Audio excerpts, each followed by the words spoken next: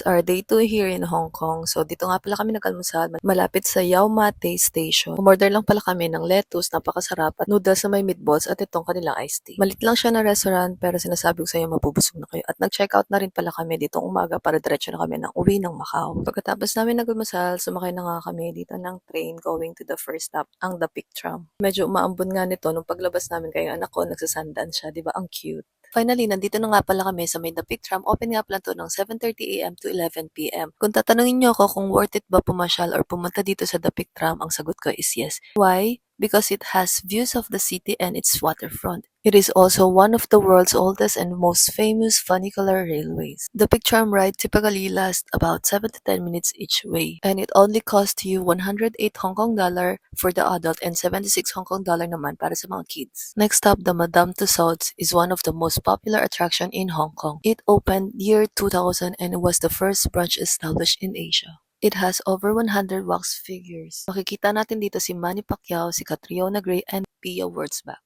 Alam niyo ba, yung largest Madame Tussauds is located in London, England. Meron itong 250 wax figures. Next up, the Sky Terrace, standing at 428 meters above sea level. It is the highest viewing platform in Hong Kong, offering a stunning panoramic view across the Hong Kong. Buti na lang talaga nakasama yung panahon dito at hindi umulan. 99 Hong Kong dollar para sa adult pala, and then 84 naman yung entrance fee para dito sa Sky Terrace. Natapos na nga kami, nag-ikot-ikot at kumain nga kami nitong famous na tinapay.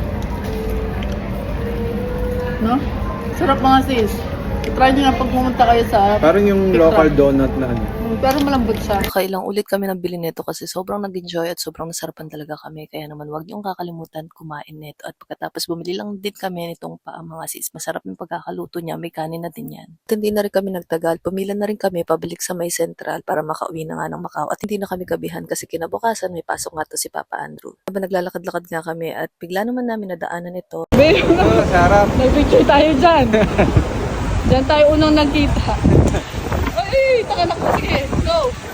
Dito tayo, picture tayo. Alala yung picture natin dyan. Yeah. 13 years anniversary na natin. So, dati picture. Isa yan sa mga unang picture namin na pinuntahan namin nung nagkita kami as mag-boyfriend and girlfriend. Yun lang, buyers!